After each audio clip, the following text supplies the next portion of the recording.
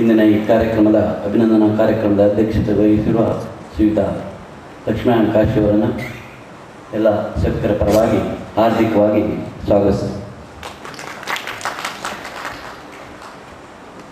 ಯಕ್ಷಗಾನದ ಹಿರಿಯ ಸಾಧಕ, ಸುಮಾರು 6 ದಶಕಗಳ ಕಾಲ ಯಕ್ಷಗಾನದಲ್ಲಿ ಭಾಗವತಿಕೆಯನ್ನು ಮಾಡಿದಂಥ ಹಿರಿಯರಾದ ನೆಬ್ಬೂರು ನಮ್ಮ ಅಭಿಮಾನದ ಕರೆಗೆ ಹೋಗೊಟ್ಟು ಬಂದು ಈ ಸನ್ಮಾನದಲ್ಲಿ ಪಾಲ್ಗೊಳ್ತಾ ಇದ್ದಾರೆ.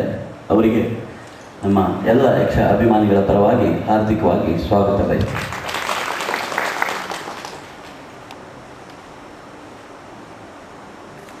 ನಾನು ಈ ಇಬ್ಬರನ್ನ ನಿಮಗೆ ಪರಿಚಯಿಸಲಿಲ್ಲ. ಯಾಕಂತ ಹೇಳಿದ್ರೆ ಲಕ್ಷ್ಮೀನಾರಾಯಣ ಕಾಶಿ ಅವ್ರ ಬಗ್ಗೆಯೂ ನಿಮಗೆ ಎಲ್ರಿಗೂ ಗೊತ್ತಿದೆ. ಶಿವಮೊಗ್ಗ ಸಾಂಸ್ಕೃತಿಕ ಕ್ಷೇತ್ರದ ಬೆನ್ನೆಲುಬು ಲಕ್ಷ್ಮೀನಾರಾಯಣ ಕಾಶಿ ಅವರು ಅಂತ ಹೇಳಿದರೆ ಅದು ಅತಿಶಯೋಕ್ತಿ ಖಂಡಿತ ಅಲ್ಲ ಅಂತ ನನಗೆ ಅನಿಸ್ತಾ ಇದೆ. ಯಾಕಂದರೆ ಹಲವಾರು ಕಾರ್ಯಕ್ರಮಗಳನ್ನು ನಡೆಸಿಕೊಟ್ಟವರು ಕಾಶಿಯವರು ಶಿವಮೊಗ್ಗದಲ್ಲಿ. ಹಾಗೂ ನೆಬ್ಬೂರ ಬಗ್ಗೆ ಇನ್ನೂ ಮಾತನಾಡಲಿದ್ದಾರೆ. ಆದರೆ ವಿದ್ವಾನ್ ಉಮಾಕಾಂತ ಭಟ್ರ ಬಗ್ಗೆ ನಿಮಗೆ ಸ್ವಲ್ಪ ಪರಿಚಯಿಸಲೇಬೇಕು. ಮೇಲುಕೋಟೆಯ ಸಂಸ್ಕೃತ ಕಾಲೇಜಿನ ಪ್ರಾಚಾರ್ಯರಾಗಿರುವಂಥ ಶ್ರೀ ಮೇಲುಕೋಟೆ ಉಮಾಕಾಂತ ಭಟ್ರು ಯಕ್ಷಗಾನ ತಾಳಮದ್ದಳೆ ಕ್ಷೇತ್ರದಲ್ಲಿ ಇಂದು ಬಹುದೊಡ್ಡ ಹೆಸರು.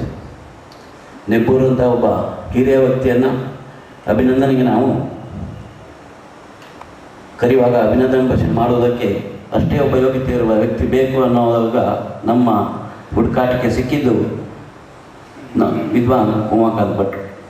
ನಮ್ಮನ್ನು ಸ್ವಲ್ಪ ಹಿಂತಿರುಗಿಸಬೇಕಾಗ್ತದೆ.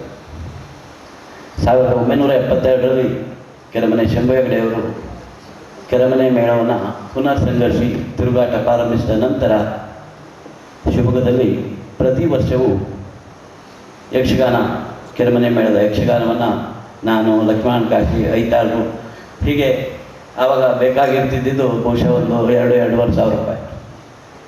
ನಾವು 3 ಜನನೂ ಅಷ್ಟು ಆರ್ಥಿಕವಾಗಿ ಸಶಕ್ತರಾಗಿರಲಿಲ್ಲ. ಆದರೂ 10 ರೂಪಾಯಿ ಟಿಕೆಟ್, ಒಂದು 200 ಟಿಕೆಟ್ ಪ್ರಿಂಟ್ ಮಾಡಿ ಮನೆಗೆ ಎಲ್ಲ ಹೇಗೋ ಒಟ್ಟು ಮಾಡಿ, ಅದ್ರ ಜೊತೆಗೆ ನಮಗೆ ಮಂಜುನಾಥ ಐತಾಳರಂಥವರ ಸಹಕಾರ, ಕಡಿಮೆ ಬಿದ್ದರೆ ನಾನಿದ್ದೇನೆ ಅನ್ನೋ ಒಂದು ಅವರ ಸಹಕಾರ, ನಮ್ಮ ಉಪೇಂದ್ರ ನಾಯಕರ ಸಹಕಾರ, ಇವರೆಲ್ಲರಿಂದ ನಾವು ಪ್ರತಿ ವರ್ಷವೂ ಕೆರೆಮನೆ ಮೇಳದ ಯಕ್ಷಗಾನವನ್ನು ಶಿವಮೊಗ್ಗದಲ್ಲಿ ನಡೆಸ್ತಾ ಇದ್ವಿ. ಒಂದು ರೀತಿಯ ಕೆರೆಮನೆ ಮೇಳ ಶಂಭು ಹೆಗಡೆಯವರು ಹಾಗೂ ನಮ್ಮ ಇದರ ನಡುವೆ ನಾವು doctor KR Sridhar, doctor Ratnakar, Lakshminarayana Kashi, lawyer Shripad, Shrikant Hegde, Aithal ಸಹೋದರರು ಹೀಗೆಲ್ಲ ಸೇರಿ ಶಂಭು ಮಿತ್ರ ವೇದಿಕೆ ಅಂತ ಒಂದು ಸಂಸ್ಥೆಯನ್ನು ಹುಟ್ಟುಹಾಕಿ ಕೆರೆಮನೆ ಮೇಳದ ಹಲವು ಕಲಾತ್ಮಕ ಪ್ರಸಂಗಗಳನ್ನು ಇಲ್ಲಿ ಹಮ್ಮಿಕೊಂಡಿರುವ ಅತ್ಯಂತ ಯಶಸ್ವಿ ಒಂದು ಸಾಂಸ್ಕೃತಿಕ ಕಾರ್ಯಕ್ರಮಗಳನ್ನು ಆ ಶಂಭು ಮಿತ್ರ ವೇದಿಕೆ ನೀಡಿತು. ಆವಾಗ ಒಬ್ಬ ಯಕ್ಷಗಾನ ರಂಗಭೂಮಿಯಲ್ಲಿ 6 ದಶಕಗಳ ಕಾಲ ವ್ಯವಸಾಯವಾಗಿ ಕೆಲಸ ಮಾಡಿದಂಥ ಒಬ್ಬ ವ್ಯಕ್ತಿಯನ್ನು ಗುರುತಿಸಿ ಗೌರವಿಸುವುದು ನಮ್ಮ ಆದ್ಯ ಕರ್ತವ್ಯ ಅಂತೇಳಿ ನಾವು ಕಾಶಿ, ಐತಾಳರು ಹೀಗೆ ಡಾಕ್ಟರ್ ರತ್ನಾಕರ್ ಚರ್ಚಿಸ್ತಾ ಇದ್ದೀವಿ. ನೆಬ್ಬೂರಿಗೊಂದು ಸನ್ಮಾನ ಮಾಡಬೇಕು, ಏನಾದರೂ ಒಂದು ನಿಧಿಯನ್ನು ಅವರಿಗೆ ಶಿವಮೊಗ್ಗದ ಯಕ್ಷ ಅಭಿಮಾನಿಗಳ ಪರವಾಗಿ ಅರ್ಪಿಸಬೇಕು ಅಂತೇಳಿ. ಆದರೆ ಸಮಯ ಕೂಡಿ ಬರಲಿಲ್ಲ. ಅದು ಶಂಭು ಹೆಗಡೆಯವರ ಅಕಾಲಿಕ ಸಾವು ನಮಗೆ ನಿಜವಾಗಿಯೇ ಇದ್ದಿದ್ದು. ಶಂಭು ಹೆಗಡೆಯವರ ಕಾಲದಲ್ಲೇ ನೆಬ್ಬೂರನ್ನು ಶಿವಮೊಗ್ಗದಲ್ಲಿ ಸನ್ಮಾನ ಮಾಡಬೇಕು, ಶಂಭು ಹೆಗಡೆಯವರೇ ಅವರಿಗೆ ಅಭಿನಂದನಾ ಭಾಷಣ ಮಾಡಬೇಕು, ಇಲ್ಲಿ ಅವರ ರಾಮನಿರ್ಯಾಣ ಆಟ ಆಡಿಸಬೇಕು ಅಂತೇಳಿ ನಮ್ಮ ಆಸೆ ಆಗಿತ್ತು. ಆದರೆ ವಿಧಿಯ ಆಲೋಚನೆಯೇ ಬಹುಶಃ ಬೇರೆ ಇತ್ತು. ಇಂದು ಆ ಸಂತಸದ ದಿನ ಕೂಡಿ ಬಂದಿದೆ. ನೆಬ್ಬೂರಿಗೆ ಇಂದು ನಾವು ಸನ್ಮಾನ ಮಾಡ್ತಾ ಇದ್ದೇವೆ.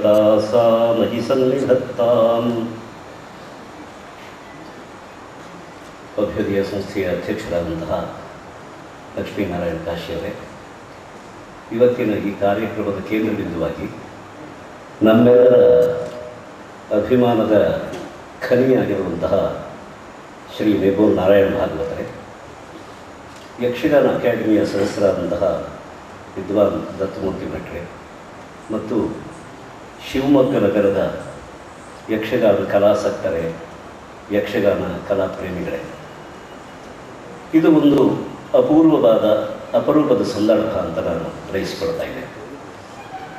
ಯಾಕೆಂದರೆ ನಮ್ಮಲ್ಲಿರುವ ಸಂಸ್ಕಾರ, ಶೀಲ ಎರಡನ್ನೂ ಪರೀಕ್ಷೆಯವರೆಗೆ ಹಚ್ಚಿಕೊಳ್ತಾ, ಅದರ ಬಗ್ಗೆ ಇರುವ ಕಾಳಜಿಯನ್ನು ಎಚ್ಚರಿಸಿಕೊಳ್ತಾ, ನಮ್ಮ ಸಂಸ್ಕಾರವನ್ನು ತುಂಬಿಸಿಕೊಟ್ಟ, ನಮ್ಮ ಶೀಲವನ್ನು ಬೆಳೆಸಿಕೊಟ್ಟಂತಹ ಒಂದು ಹಿರಿಯ ಚೇತನವನ್ನು ಅಭಿನಂದಿಸುವುದು ಮತ್ತು ಸನ್ಮಾನ ಮಾಡೋದು, ಇದು ಒಂದು ಅಪರೂಪದ ಸಂದರ್ಭ, ಅಪೂರ್ವವಾದ ಸಂದರ್ಭವೂ ಹೌದು. ಇದು ಅಪರೂಪ ಅಂತ ಯಾಕೆ ಹೇಳ್ತೇನೆ ಅಂತಂದರೆ, ಸಮಾಜದಲ್ಲಿ ಈ ರೀತಿಯ ಒಂದು ಎಚ್ಚರಿಕೆ ಇರೋದು ಸಾರ್ವತ್ರಿಕ ಅಲ್ಲ, ಸಾರ್ವಕಾಲಿಕ ಅಲ್ಲ. ಕೆಲವೇ ಕ್ಷಣಗಳಲ್ಲಿ, ಕೆಲವೇ ವ್ಯಕ್ತಿಗಳಲ್ಲಿ ಹುಟ್ಟುಕೊಳ್ಳುವಂಥ ಒಂದು ಜವಾಬ್ದಾರಿ. ಇದು ಸಂಕ್ರಮಿತವಾದಾಗ, ಪಸರಿಸಲ್ಪಟ್ಟಾಗ ಅದೊಂದು ಸಾಮಾಜಿಕವಾದ ಕಾರ್ಯಕ್ರಮವಾಗಿ ರೂಪುಗೊಳ್ಳುತ್ತದೆ. ಶ್ರೀಯುತ ನೆಬ್ಬೂರು ನಾರಾಯಣ ಭಾಗವತರನ್ನ ಅಭಿನಂದಿಸೋದು ಅಂತಂದರೆ, ಒಂದು ದೃಷ್ಟಿಯಿಂದ ಇದು ನಮ್ಮ ನಾಡಿಗೆ ನಾಡೇ ಮೈ ಒಡೆದು ಮೈ ಎಚ್ಚರದಿಂದ ಏರ್ಪಡಿಸಬೇಕಾದ ಸಮಾರಂಭ ಇದು. ಯಾಕೆಂದರೆ ಕನ್ನಡದ ಗಾನ ಪದ್ಧತಿಯ ನಿಜವಾದಂತಹ ಒಂದು ಕೊಂಡಿ ಎಂದರೆ ಶ್ರೀ ನಾರಾಯಣ ಭಾಗವತರು ನೆಬ್ಬೂರು. ನಾನು ಇದನ್ನು ಉದಾಹರಣೆಯೊಂದಿಗೆ ವಿಸ್ತರಿಸ್ತೇನೆ. ಕನ್ನಡ ಗಾನ ಪದ್ಧತಿ ಅಂತ ಹೇಳ್ತಾ ಇದ್ದೇನೆ. ನೆಬ್ಬೂರು ನಾರಾಯಣ ಭಾಗವತರ ಕನ್ನಡ ಭಾಷೆ ಅದು ಎಷ್ಟು ಚೆನ್ನಾಗಿದೆ, ಗಂಟೆ ನುಡಿದಂತೆ ಉಚ್ಚರಿಸುವ ಒಂದು ಸೊಬಗು ಅವರ ಭಾಷೆಯಲ್ಲಿದೆ. ಅವರು ಹವ್ಯಕ ಭಾಷೆಯಲ್ಲಿ ಮಾತಾಡ್ತಾ ಇದ್ದಾರೆ, ಕನ್ನಡ ಭಾಷೆಯಲ್ಲಿ ಮಾತಾಡ್ತಾ ಇದ್ದಾರೆ. ಸುಮಾರು 100 ವರ್ಷಗಳ ಉಚ್ಚಾರಣೆಯ ಒಂದು ಹಿನ್ನೆಲೆಯನ್ನು ನಾವು ಅಧ್ಯಯನ ಮಾಡ್ಬೋದು. ಆಯಾ ಶಬ್ದವನ್ನು ಹೇಗೆ ಹೇಗೆ ಉಚ್ಚರಿಸಬಹುದು ಅಂತ ತೆರೆದ ಕಂಠದಿಂದ ಉಚ್ಚರಿಸುವ ಕ್ರಮ ಉಂಟು. ಈಗ ನಮಗೇನಾಗಿದೆ ಅಂದರೆ, ಬೇರೆ ಬೇರೆ ಭಾಷೆಗಳ ಒಂದು ಪ್ರಭಾವಕ್ಕೆ ನಾವು ಮೈಯನ್ನು ಕೊಟ್ಟು, ಕೆಲವರು ಇಂಗ್ಲೀಷ್ ಭಾಷೆಯ ಪ್ರಭಾವದಿಂದ ಕನ್ನಡ ಉಚ್ಚಾರ ಮಾಡ್ತಾರೆ, ಕೆಲವರು ತುಳು ಪ್ರಭಾವದಿಂದ ಕನ್ನಡವನ್ನು ಉಚ್ಚಾರ ಮಾಡ್ತಾರೆ, ಕೆಲವರು ತಮಿಳಿನ ಪ್ರಭಾವಕ್ಕೆ ಒಳಗಾಗಿ ಕನ್ನಡವನ್ನು ಉಚ್ಚಾರ ಮಾಡ್ತಾರೆ, ಕೆಲವರು ಮಲಯಾಳಂ ಪ್ರಭಾವಕ್ಕೆ ಒಳಗಾಗಿ ಕನ್ನಡ ಉಚ್ಚಾರ ಮಾಡ್ತಾರೆ. ಆದರೆ ಕನ್ನಡದ ಹಿನ್ನೆಲೆಯಲ್ಲಿಯೇ ಕನ್ನಡವನ್ನು ಉಚ್ಚರಿಸಿದರೆ, ಒಂದು ಕಡೆಗೆ ರಾಜಶೇಖರ ಆಡುವ ಮಾತು ಸರ್ವೇ ಕರ್ನಾಟಕ ಟಂಕಾರೋತ್ತರ ಪಾಠಿನ ಒಂದು ಮಾತಾಡ್ತಾರೆ. ಸ್ವಲ್ಪ ವ್ಯಂಗ್ಯ ಇದೆ ಆ ಮಾತಿನಲ್ಲಿ, ಒಂದು ಮೊನಚಿದೆ. ಅದರ ಜೊತೆಯಲ್ಲಿ ಈ ಕರ್ನಾಟಕದ ಕನ್ನಡಿಗರ ಕನ್ನಡ ಉಚ್ಚಾರಣೆಯ ಒಂದು ಸೊಬಗನ್ನು ಕಂಡು ಅಸೂಯೆಯನ್ನು ವ್ಯಕ್ತಪಡಿಸ್ತಾನ ರಾಜಶೇಖರ ಮಹಾರಾಷ್ಟ್ರದವರು. ಬಹುಶಃ ಅದಕ್ಕೆ ನಿದರ್ಶನ ನೆಬ್ಬೂರು ನಾರಾಯಣ ಭಾಗವತರು. ಇದನ್ನು ನಾವು ಸಮಸ್ತ ಕನ್ನಡಿಗರ ಮುಂದೆ ಹೇಳಬೇಕಾದ ಅಗತ್ಯ ಇದೆ. ಅದನ್ನು ನಾನು ಎಚ್ಚರಿಸಿಕೊಂಡು ಹೇಳ್ತಾ ಇದ್ದೇನೆ. ನೆಬ್ಬೂರರ ಗಾನ ಪದ್ಧತಿ ಅಂದರೆ ಅದು ಕನ್ನಡದ ಗಾನ ಪದ್ಧತಿ. ಬೇರೆ ಯಾವ ಭಾಷೆಯ ಪ್ರಭಾವ ಇಲ್ಲದೆ ಶುದ್ಧ ಕನ್ನಡದ ಮಲೆನಾಡಿನ ಹಳ್ಳಿಯ ಒಂದು ಹಿನ್ನೆಲೆಯಿಂದ ಅವರು ಹಾಡುಗಾರರಾಗಿ ಬಂದವರು. ಆದ್ದರಿಂದ ಅವರ ಕನ್ನಡ ಅತ್ಯಂತ ದೇಶಿ ಎನ್ನುವುದನ್ನು ನಾವು ಮರಿಬಾರದು. ಇದು ಒಂದು ನಾಡ ಹಬ್ಬ ಆಗಬೇಕು ಅನ್ನೋದು ನನ್ನ ನಿಲುವು. ಈ ದೃಷ್ಟಿಯಿಂದ ಶಿವಮೊಗ್ಗದ ಕಲಾಸಕ್ತರು, ಕಲಾಪ್ರೇಮಿಗಳು ಈ ವಿಷಯವನ್ನು ನೀವು ಕೈಗೆತ್ತಿಕೊಂಡಿದ್ದೀರಿ. ಇದು ಅತ್ಯಂತ ಸ್ತುತ್ಯವಾದ, ಅಭಿನಂದನೀಯವಾದ ವಿಷಯ. ಅಭಿನಂದನ ಅಂತಂದರೆ ಟು ನದಿ ಸಮೃದ್ಧವು ಎಂಬ ಧಾತುವಿನಿಂದ ಹುಟ್ಟಿದ ಶಬ್ದ ಇದು. ನಾವು ಸಂಪನ್ನರಾಗಿದ್ದೇವೆ ಅಂತ ತಿಳಿಸ್ಕೊಳ್ಬೇಕಾದಂಥ ಒಂದು ವಿಷಯ. ನೆಬ್ಬೂರರ ಒಂದು ಹಾಡುಗಾರಿಕೆಯಿಂದ ನಾವು ಹೇಗೆ ಸಂಪನ್ನರಾಗಿದ್ದೇವೆ ಎನ್ನುವುದನ್ನು ಜ್ಞಾಪಿಸಿಕೊಂಡ್ರೆ ಅದು ನಿಜವಾದ ಅಭಿನಂದನ ಸಮಾರಂಭ ಆಗ್ತದೆ. ಯಕ್ಷಗಾನದ ಎಲ್ಲ ಕಲಾವಿದರು, ಯಕ್ಷಗಾನದ ಎಲ್ಲ ಕಲಾಪ್ರೇಮಿಗಳು, ಯಕ್ಷಗಾನದ ಎಲ್ಲ ಶೈಲಿಯ ಅಭಿಮಾನಿಗಳೆಲ್ಲ ಸೇರಿ ಯೋಚಿಸಿ ಮಾಡಬೇಕಾದಂತಹ ಒಂದು ಸಂದರ್ಭ ಇದು. ನೆಬ್ಬೂರರ ಹಾಡುಗಾರಿಕೆಯಿಂದ ನಾವು ಹೇಗೆ ಸಂಪನ್ನರಾಗಿದ್ದೇವೆ ಎನ್ನುವುದು ಇದು ಬಹಳ ಮುಖ್ಯವಾದ ವಿಷಯ. ಶ್ರುತಿಯಲ್ಲಿ ಎರಕಗೊಳ್ಳುವ ಸ್ವರ ಅವರದು. ಅನೇಕ ಜನ ಭಾಗವತರು ಕಷ್ಟಪಟ್ಟು ಶ್ರುತಿಗೆ ಸೇರಿಸ್ತಾರೆ ಸ್ವರವನ್ನು. ಆದರೆ ಶ್ರುತಿ ಅವರ ಸ್ವರದಲ್ಲಿ ಸೇರುತ್ತದೆ ಅಂತೇನಿಲ್ಲ. ಆದರೆ ನೆಬ್ಬೂರರಿಗೆ ದೈವದತ್ತವಾದ ಕಂಠ ಮತ್ತು ಅವರ ಅಭ್ಯಾಸ ಕ್ರಮ ಎರಡೂ ಅದಕ್ಕೆ ಅನುಗುಣವಾಗಿದೆ. ಶ್ರುತಿಯಲ್ಲಿ ಎರಕಗೊಳ್ಳುವ ಸ್ವರ ಅವರದು. ಯಾವುದೇ ಆಧಾರ ಶ್ರುತಿಯನ್ನು ಇಟ್ಟುಕೊಂಡ್ರೂ ಆ ಶ್ರುತಿಯಲ್ಲಿ ತಾನಾಗಿ ಹರಡಿಕೊಂಡು ಬಿಡುತ್ತದೆ ಆ ಸ್ವರ. ಕೆಲವೊಮ್ಮೆ ಹೇಗಿದೆ ಅಂತಂದರೆ, ಆಧಾರ ಶ್ರುತಿಯ ಸ್ವರಕ್ಕೂ ಒಂದು ಮೆರಗನ್ನು, ಸೌಂದರ್ಯವನ್ನು ತಂದು ಕೊಡಬಹುದಾದ ಕಂಠಶ್ರೀ ಅಂದರೆ ಅದಕ್ಕೆ ಮಾತ್ರ ಹೆಸರು. ಉಳಿದವ್ರದ್ದು ಕೆಲವರದ್ದು ದೊಡ್ಡ ಕಂಠ ಇರ್ತದೆ, ಘಂಟೆಯಂತೆ ಒಂದು ನಾದವನ್ನು ಹುಟ್ಟಿಸುವ ಕಂಠ ಇರ್ಬೋದು, ಕೆಲವರಿಗೆ ಶಂಖಧ್ವನಿ ಇರುತ್ತದೆ, ಶಂಖದಂತೆ ಸುರುಳಿ ಸುರುಳಿಯಾಗಿ ಬಿಚ್ಚಿಕೊಳ್ಳುವ ಸ್ವರ ಇರ್ತದೆ. ಆದರೆ ನೆಬ್ಬೂರರದು ಗೋಪುರಾಕೃತಿಯ ಸ್ವರ. ಒಬ್ಬ ಗಾಯಕನಿಗೆ ಇರಬೇಕಾದ ಲಕ್ಷಣವನ್ನು ಸಂಗೀತ ಶಾಸ್ತ್ರ ಗ್ರಂಥಗಳಲ್ಲಿ ಹಾಗೆ ಹೇಳಿದ್ದಾರೆ. ಅದು ಗೋಪುರಾಕೃತಿಯಲ್ಲಿ ಇರಬೇಕಾದ ಸ್ವರ ಅಂತ. ಮಂದ್ರ ಸ್ಥಾಯಿಗೆ ಬರುವಾಗ ಸ್ವರ ಅಗಲವಾಗಿ ಹರಡಬರಬೇಕು.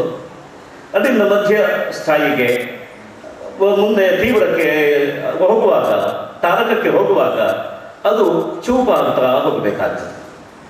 ರೇಡಿಯೋದ ಏರಿಯಲ್ಲಿದ್ದ ಹಾಗೆ ಎಳಿತ ಒಂದರೊಳಗೊಂದು ತಳ್ಳಿದರೆ ಒತ್ತಿದರೆ ಒಂದರೊಳಗೊಂದು ಸೇರ್ಕೊಳ್ತದೆ, ಎಳಿತಾ ಹೋದರೆ ಒಂದರಿಂದ ಒಂದು ಕೊಳವೆ ಮೇಲಕ್ಕೆ ಬರ್ತಾ ಹೋಗ್ತದೆ. ಈ ವಿಧಾನದಲ್ಲಿ ನೆಬ್ಬೂರರ ಒಂದು ಸ್ವರದ ರಚನೆ ಇದೆ.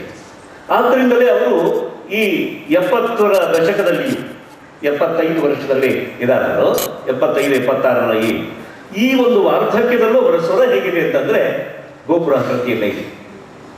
ಅವರ ನಿಜವಾಗಿ ಅವರ ದೈಹಿಕವಾದಂತಹ ಅಸ್ವಾಸ್ಥ್ಯ ಇಲ್ಲ ಅಂತಾದರೆ ಅವರ ಸ್ವರ ಮೊದಲಿನ ಹಾಗೆ ಛೇಂಕಾರದಿಂದ ಮೂಡುತ್ತದೆ. ಅಂತಹ ಒಂದು ಕಂಠಸಿರಿ ಅವರದ್ದು. ಅವರ ಕಂಠಸಿರಿ, ಅದನ್ನು ಕಂಠಶ್ರೀ ಅಂತ ಯಾಕೆ ಹೇಳ್ತೇವೆ ಅಂತಂದರೆ ಎಲ್ಲ ಭಾವ ರಸಗಳಿಗೆ ಒಗ್ಗುವಂತಹ ಒಂದು ಕಂಠಸಿರಿ. ಎಲ್ಲೋ ಒಂದು ಕಡೆಗೆ ಕರುಣದ ಒಂದು ನೋಟ್ ಅಂದರೆ ಒಂದು ಸ್ವರದ ಛಾಯೆ ಇದ್ದೇ ಇರ್ತದೆ. ಅವರ ವೀರದಲ್ಲಿರಬಹುದು, ಶೃಂಗಾರದಲ್ಲಿರಬಹುದು, ಹಾಸ್ಯದಲ್ಲಿರಬಹುದು, ಎಲ್ಲೋ ಒಂದು ಕಡೆಗೆ ಕರುಣದ ಛಾಯೆ ಇರ್ತದೆ. ನನಗೆ ಈ ಅವರ ಸ್ವರವನ್ನು ಆಲಿಸುವಾಗ ಆಗಾಗ ಅನಿಸುವುದೇನು ಅಂದರೆ ಭವಭೂತಿ ಇವರ ಒಂದು ಸ್ವರದ ತರಂಗವನ್ನು ಎಲ್ಲಿಯೋ ನಿರೀಕ್ಷೆ ಮಾಡಿಯೋ ಅಪೇಕ್ಷೆ ಪಟ್ಟು ಏಕೋ ರಸ ಕರುಣ ಏವ ಅಂತ ಹೇಳಿಬಹುದೇನೋ ಅಂತ ನನಗನ್ನಿಸ್ತದೆ. ಇದಕ್ಕೆ ಒಂದು ಸಾಂಸ್ಕೃತಿಕವಾದ ಹಿನ್ನೆಲೆಯೂ ಇದೆ. ಕನ್ನಡಿಗರ ರಸಾಸ್ವಾದ ಕೌಶಲ ಎಲ್ಲಿದೆ ಅಂತ ಕೇಳಿದರೆ ನಾವು ಇತಿಹಾಸದಿಂದ, ನಮ್ಮ ಲೋಕಾನುಭವದಿಂದ ಇದನ್ನು ನಾವು ಸಮರ್ಥನೆ ಮಾಡಬಹುದು. ಕನ್ನಡಿಗರಲ್ಲಿ ಸ್ಥಾಯಿ ಭಾವ ಇರೋದು ನಿಜವಾಗಿ ಆಳವಾಗಿ ಶೋಕ. ಸಂಚಾರಿ ಭಾವಗಳಾಗಿ ವೀರ ಇರ್ತದೆ, ಅದರ ಉತ್ಸಾಹ ಭಾವ ಇರ್ತದೆ, ವಿಸ್ಮಯ ಇರ್ತದೆ, ಬೇರೆ ಬೇರೆ ಭಾವಗಳೆಲ್ಲ ಹಾಸ ಇರ್ತದೆ. ಈ ಭಾವಗಳೆಲ್ಲ ಕನ್ನಡಿಗರಲ್ಲಿ ಸಂಚಾರಿಯ ರೂಪದಲ್ಲಿ ಇರ್ತದೆ.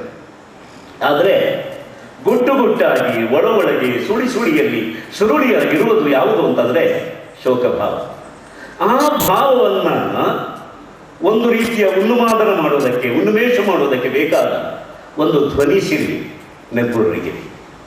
ಆದ್ದರಿಂದಲೇ ಅವರಿಗೆ ಏನಾಗ್ತದೆ ಅಂತಂದರೆ ಕೇಳುವಾಗ ಒಂದು ವಿಶೇಷವಾದ ವರ್ಚಸ್ಸು ಅದಕ್ಕೆ ಬರುತ್ತೆ. ಎಲ್ಲ ರಸಗಳ ಜೊತೆಗೆ ಇರುವ ಕರುಣದ ಒಂದು ಅಂಶವನ್ನು ಮಿಡಿಯೋದಕ್ಕೆ ಅನುಕೂಲವಾಗ್ತದೆ. ಇದಕ್ಕೊಂದು ನಮ್ಮ ಲೋಕಾನುಭವವನ್ನು ಸೇರಿಸ್ಕೊಳ್ಬಹುದು. ಅಳದೆ ಬೆಳೆದ ಮಕ್ಕಳಿಲ್ಲ ಲೋಕದಲ್ಲಿ. ಮಕ್ಕಳೆಲ್ಲ ಅಳಲೇಬೇಕು. ಅಳುತ್ತಾ ಬೆಳೆಯುವ ಮಕ್ಕಳು ನಗುವುದನ್ನು ಕಲಿತಾರೆ. ಆದರೆ ಕಲಿಯದೆ ಬಂದಿದ್ದು ಯಾವುದು ಅಳು ಮಾತ್ರ. ಅದು ಕಲಿತು ಬಂದದ್ದಲ್ಲ. ಕಲಿಯದೆ ಬಂದ ಭಾವ, ಕಲೆಯದೆ ಬಂದ ಭಾವ ಅಳು. ಈ ಅಳುವನ್ನು ತೀವ್ರಗೊಳಿಸುವ ಸ್ವರ ಸಂಪತ್ತಿ ಯಾರಿಗಿರ್ತದೆಯೋ ಅಂಥವರು ನಿಸರ್ಗದತ್ತ ಗಾನ ಪದ್ಧತಿಯನ್ನು ಇಟ್ಕೊಂಡಿರ್ತಾರೆ.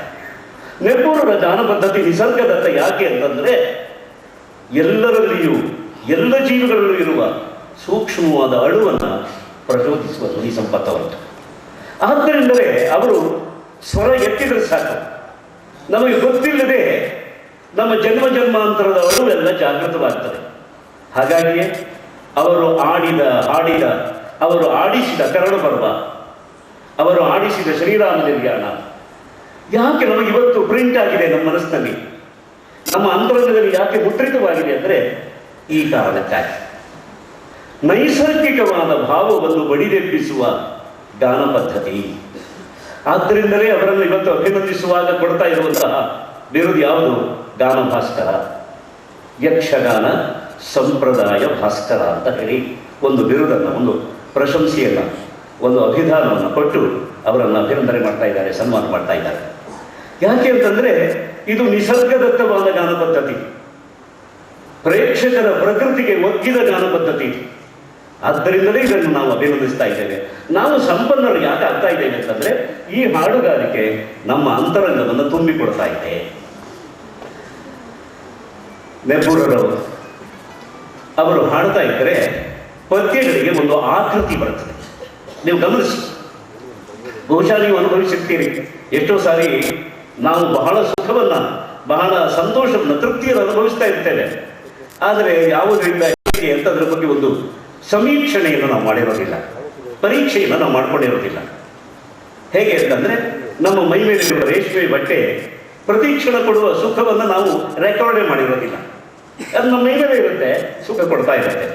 ಹಾಗೆ ಒಂದು ಇಡೀ ಆಟವನ್ನು, ಇಡುಗುಂಜಿ ಮೇಳದ ಒಂದು ಪ್ರದರ್ಶನವನ್ನು ಅನುಭವಿಸುವಾಗ ನೆಬ್ಬೂರದ ಒಂದು ಧ್ವನಿ ತರಂಗಗಳು ಕೊಟ್ಟ ಸುಖವನ್ನ ಎಷ್ಟೋ ಸಾರಿ ನಾವು ರೆಕಾರ್ಡ್ ಮಾಡದೇ ಇರ್ಬೋದು, ನಾವು ಸಮೀಕ್ಷೆ ಮಾಡದೇ ಇರ್ಬೋದು, ನಾವು ಪರೀಕ್ಷೆ ಮಾಡದೇ ಇರ್ಬೋದು. ಆದರೆ ಅದು ಏನಾಗಿದೆ ಅಂತಂದರೆ, ನಮ್ಮ ಈ ಧಮನಿಗಳ ಜೊತೆಗಿದ್ದು ನಮ್ಮ ಕೆಲಸ ಮಾಡಿ ಅವರು ಮಧ್ಯಮ ಗತಿಯ ವಿಳಂಬ ಲಯದಲ್ಲಿ ಹಾಡ್ತಾ ಇದ್ದಾರೆ. ಎಲ್ಲ ಒಂದು ಕಡೆಗೆ ಘಟನೆ ನಡೆದ ಹಾಗೆ ನಮ್ಗನ್ಸುತ್ತೆ. ಇದು ಬಹಳ ಮುಖ್ಯ ಇದೆ. ಒಬ್ಬ ಭಾಗವತ ಯಾವ ಲಯವನ್ನು ಹಿಡಿದು ಹಾಡುತ್ತಾನೆ ಅಂತ. ಅನೇಕರು ಏನು ಮಾಡ್ತಾರೆ ಅಂದರೆ, ಅವರು ಹಾಡುಗಾರರು ಮಾತ್ರ ಆಗಿರ್ತಾರೆ, ಕಥೆಯನ್ನು ಹೇಳುವ ಧಾವಂತ ಕೆಲವರಿಗೆ. ಆದ್ದರಿಂದಲೇ ಬಹಳ ಚುರುಕು ಲಯದಲ್ಲಿ, ಓಡುವ ಲಯದಲ್ಲಿ, ಓಟದಲ್ಲಿ ಕಥೆಯನ್ನು ಆಡಿಸಿ ಮುಗಿಸಿಬಿಡ್ತಾರೆ. ಆ ಭಾಗವತರು ಏನಾಗ್ತಾರೆ ಅಂದರೆ, ಇಡೀ ಪ್ರಸಂಗವನ್ನು ಆಡಿಸಿದ್ದಷ್ಟೇ, ಅದನ್ನು ಮುದ್ರಣ ಮಾಡಿದಾಗ